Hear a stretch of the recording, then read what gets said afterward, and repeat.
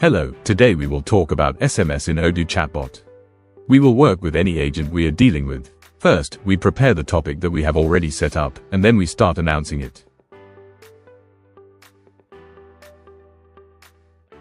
From here, we can communicate with Odoo and ask it to execute the actions. Odoo will tell us the time it needs to complete the process.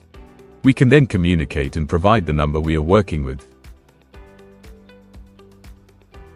After that, we send the message we want. The process is very simple. We can work with any number and give it the required message, and that's it.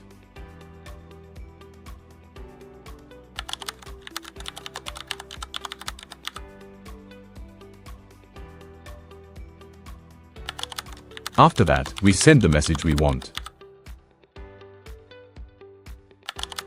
We will suggest any virtual number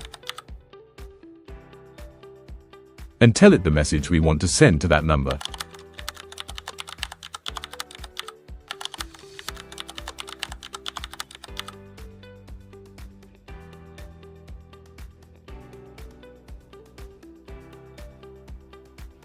The process is very simple. We can work with any number and give it the required message, and that's it.